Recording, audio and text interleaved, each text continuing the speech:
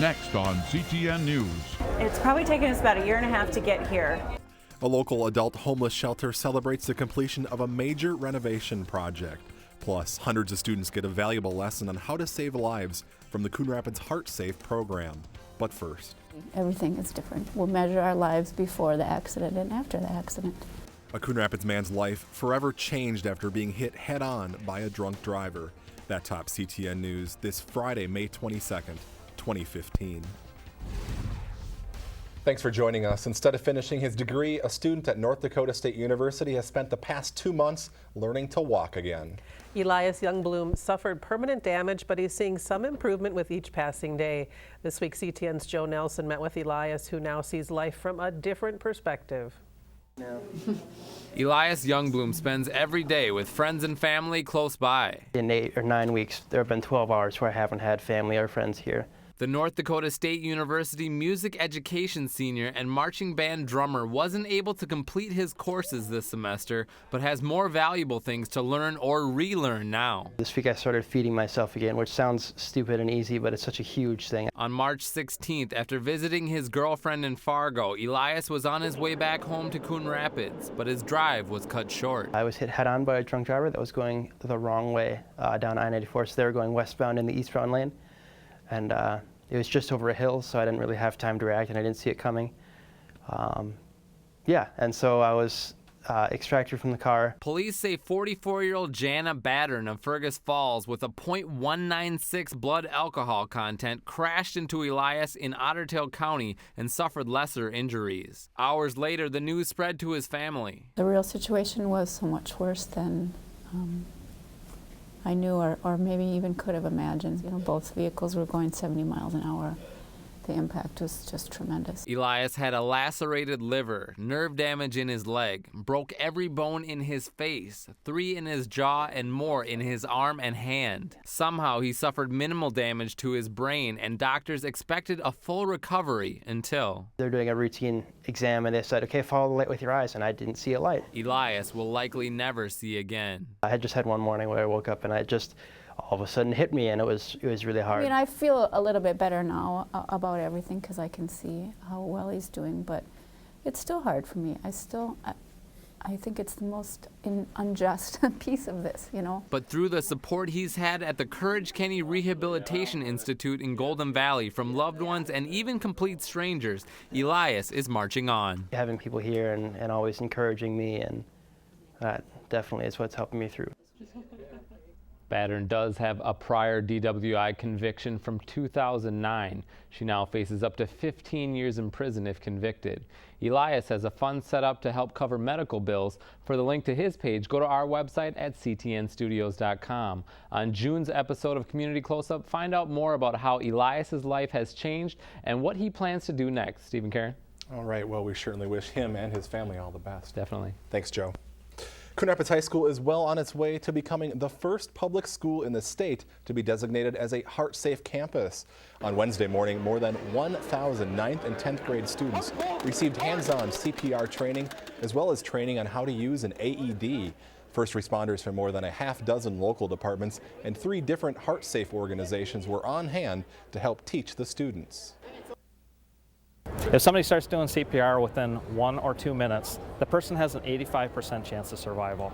Every 1 minute that goes by, it goes down by 10%. If we wait for the help to arrive, after 10 minutes, the person has almost no chance of survival. In addition to giving them the skills to save a life, students are now also able to recognize the signs and symptoms of sudden cardiac arrest. Next year, the incoming freshmen and seniors will be trained. Anoka County's only licensed adult homeless shelter celebrated the completion of a major renovation project this week. Members of the community gathered at Stepping Stone in Anoka Tuesday afternoon to mark the milestone, which took about a year and a half to become reality. Many rooms in the building were repurposed and given a facelift. There's also a new cafeteria space. Stepping Stone raised more than $100,000 for the project. I cannot tell you how excited we are for our guests to be able to have this facility so that they can work out, so that they can have fun, so they can eat together and be a family together, which most of them have never been before. There's also a computer area for guests to do job, school, and housing searches. In addition to the funding raised, Stepping Stone received help from volunteers to complete those renovations. The 2015 legislative session came to a close late Monday night with some work left unfinished, meaning the likelihood of a special session next month. Both the House and Senate did pass an education funding bill that would have given schools a 1.5% increase next year and a 2% increase the following year. But Thursday afternoon, Governor Dayton vetoed that bill, saying its $400 million investment is insufficient. It also didn't include funding for Dayton's #1 priority of the session, funding for universal pre-K. School districts across the state are now left to budget without a clear picture of what state aid they'll receive. We think when there's a healthy budget reserve, $1.9 million, that there should be, a third of it, $650 million, $630 million going into education to fund all programs and make some new investments in school readiness, facilities, some special education funding. Indian education has a very high need across the state. The money was there. That's what was so surprising. With the version of the bill passed by the House and Senate, District 11 would have faced an $11 to $12 million shortfall over the next 2 years. Depending on what happens in a special session, the district could ask voters to approve a levy referendum this fall. A decision needs to be made by August 21st. A new bridge over the railroad tracks on Hanson Boulevard remains in question. The governor had proposed funding for it in his $842 million bonding requests. However, a much smaller bonding bill passed the Senate 2 minutes too late, and the House never voted on it. Local public safety officials want a bridge to reduce delays and increase safety. Other possible funding sources are being considered if action isn't taken during a special session. Coon Rapids City Manager Steve Gatlin has just 1 week left on the job before retirement. On Tuesday night, Mayor Jerry Cook honored Gatlin with a proclamation for his years of service to the city. Gatlin started as Public Works Director back in 1998 and was promoted to Public Services Director in 2005. He started in his current role in the summer of 2012. I've gone to about 1,300 council meetings, 500 workshops, and a couple hundred other miscellaneous meetings, including commissions and neighborhood meetings that you do sometimes as an engineer. That's a lot of time to be gone, and I'm going to look forward to being home on Tuesday nights. Gatlin says he served under 4 mayors and 22 council members. During Tuesday night's meeting, he thanked the council, staff, and of course the citizens of Coon Rapids. The list of candidates to replace the outgoing city manager has been narrowed down to 4.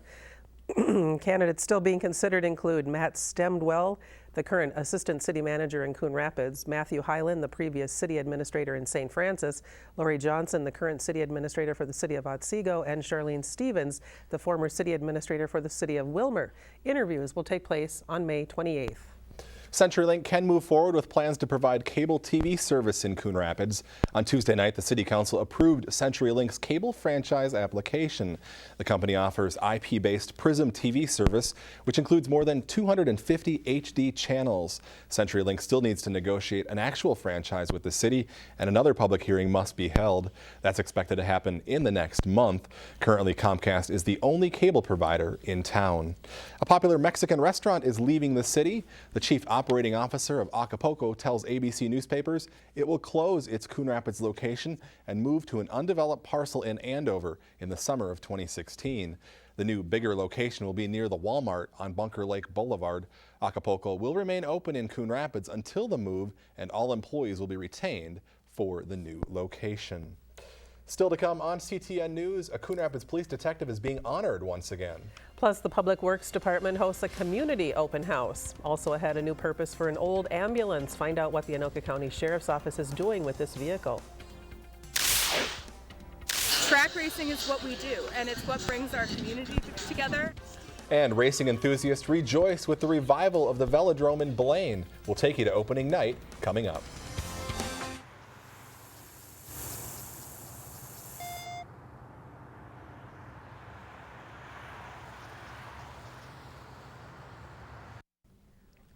More honors for a Coon Rapids police detective who busted a car theft ring in the Twin Cities last year. Chad Duxon was recently named Auto Theft Investigator of the Year by the International Association of Auto Theft Investigators. He received the award May 6 at the organization's North Central Region Annual Training Conference and Banquet in Michigan. The car theft ring involved 145 vehicles. The case was solved after the suspect, 50-year-old James Jennings of Blaine, allegedly stole a baked car placed on Highway 10 by Duxon and hooked it up to his flatbed tow truck. Investigators say Jennings used his tow truck to take vehicles from all over the Twin Cities to a scrapyard in Anoka, exchanging the cars for cash. An old ambulance has been converted into what's believed to be the state's first mobile digital forensic vehicle. The vehicle will give forensic detectives with the Anoka County Sheriff's Office the ability to triage electronic evidence at the scene of certain incidents, including computers and cell phones.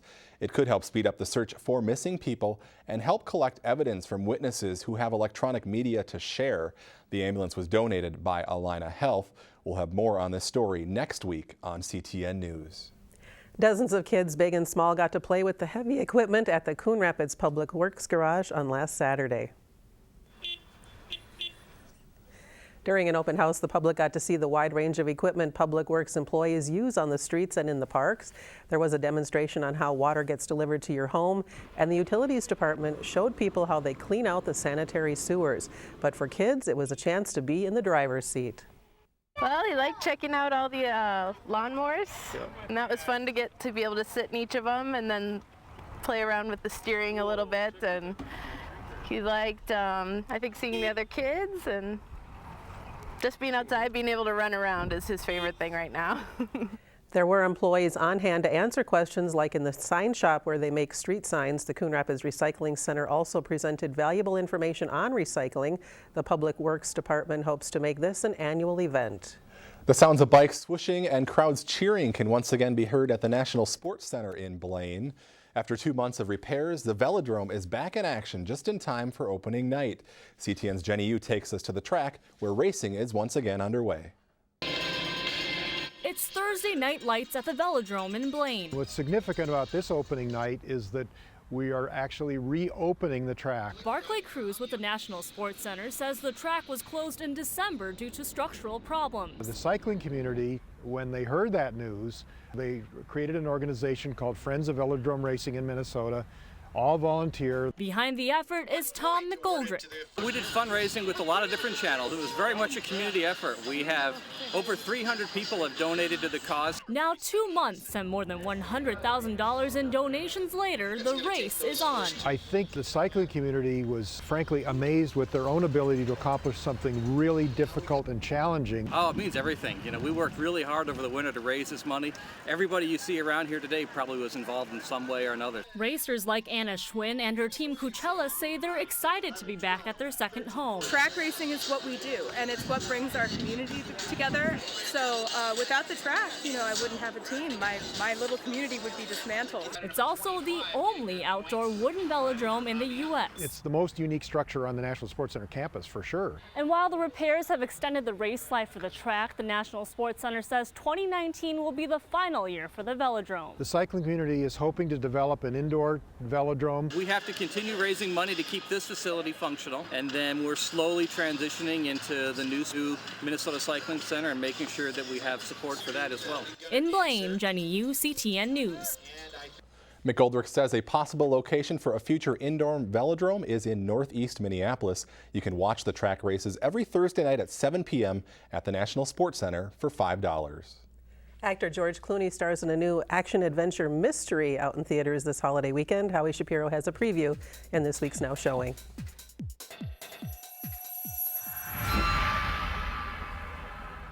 When I touched this pen, I saw this place. Tomorrowland, a curious teen and a former boy genius inventor embark on a mission to unearth the secrets of a place somewhere in time. Hang on.